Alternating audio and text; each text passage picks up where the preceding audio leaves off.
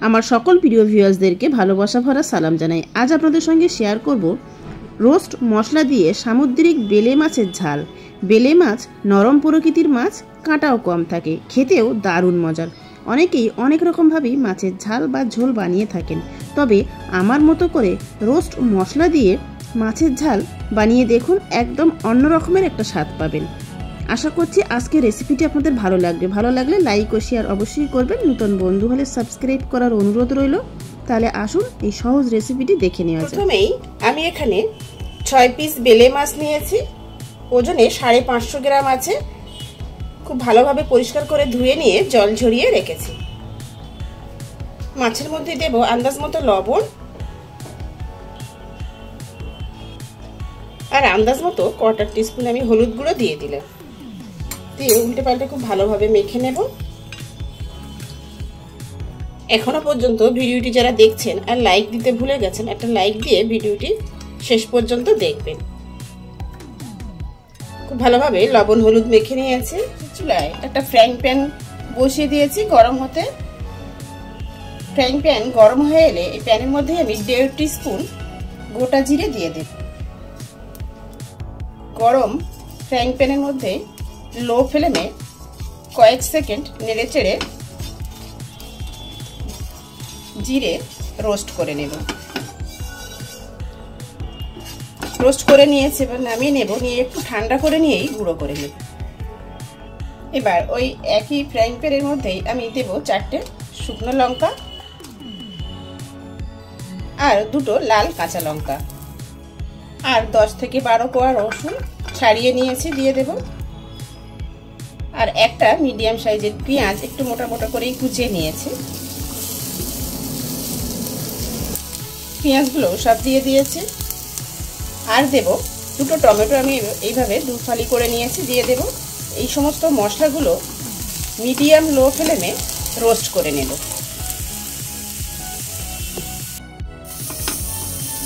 Medium ফ্লেমে সমস্ত মশলাগুলোকে একটু নেড়ে চেড়ে রোস্ট করে নিতে হবে।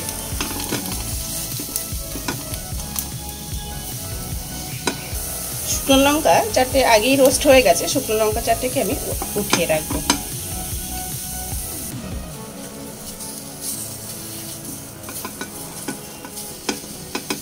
নেড়ে চেড়ে রোস্ট করে নিয়েছি। এবার গ্যাসের ফ্লেম অফ করে দিয়ে নামিয়ে নেব। নিয়ে ঠান্ডা হতে দেব।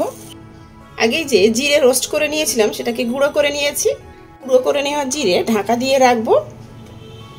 এবার বাকি যে সমস্ত মশলা আমি রোস্ট করে নিয়েছি সব মিক্সিং একটা জার নিয়েছি, মিক্সিং জারের মধ্যে দিয়ে দেবো। শুকনো লঙ্কাগুলো দিয়ে দিলাম আর টমেটো, পেঁয়াজ, কাঁচা লঙ্কা, রসুন যেগুলো সব রোস্ট করে নিয়েছি সবগুলোই দিয়ে দেব।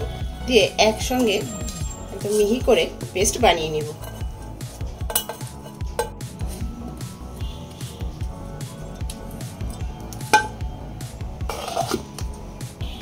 রোস্ট করে নেওয়া মশলা সুন্দরভাবে পেস্ট বানিয়ে নিয়েছি।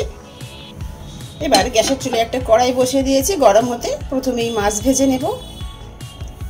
কড়াই গরম হয়ে এলে দিয়ে দেব আন্দাজ মতো সরিষার তেল।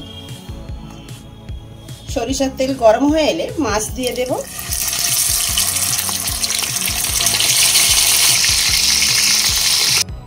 মিডিয়াম হাই ফ্লেমে সমস্ত মাছগুলো উল্টে পাল্টে লালচে করে ভেজে উঠিয়ে নেব।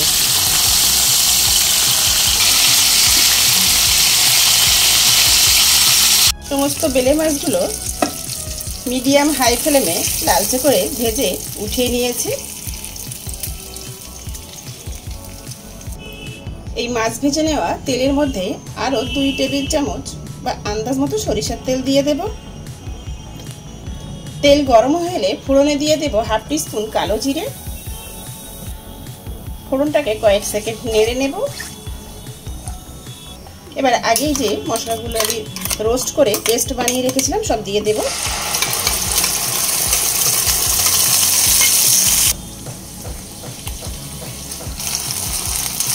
হাই ফ্লেমে 1 থেকে 1.5 মিনিট নেড়ে নিয়েছি। এবার এখানে মিক্সিং জার ধুয়ে অল্প একটু জল, 3 টেবিল চামচ মতো জল নিয়েছি, ধুয়ে দিয়ে দিলাম। এবার এখানে রঙের জন্য দেব 1/2 টিস্পুন হলুদ গুঁড়ো, আন্দাজ মতো লবণ, আর স্বাদকে ব্যালেন্স করার জন্য কয়েক দানা চিনি দিয়ে দিলাম। আর দেব আগেই যে জিরে রোস্ট করে গুঁড়ো করে রেখেছিলাম, সব দিয়ে দিলাম। এবার মিডিয়াম ফ্লেমে প্রায় 4 থেকে 5 মিনিট মশলাটাকে কষিয়ে নেব। আর অনবরত নেড়ে চেড়েই মশলাটা কিন্তু কষিয়ে নিতে হবে। মশলা খুব সুন্দরভাবে কষিয়ে নিয়েছি। দেখুন কষাতে কষাতে মশলা থেকে তেল ছেড়ে এসছে, প্যানের গায়ে থেকে ছেড়ে ছেড়ে আসছে। এবার এই পর্যায়ে আন্দাজ মতো গরম জল দিয়ে দেব।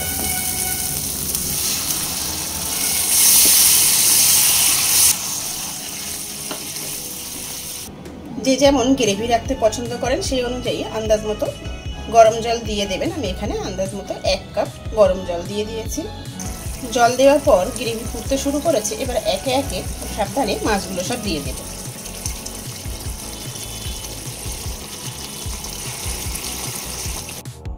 সাবধানে হালকা হাতে এইভাবে একটু নেড়ে দিতে হবে।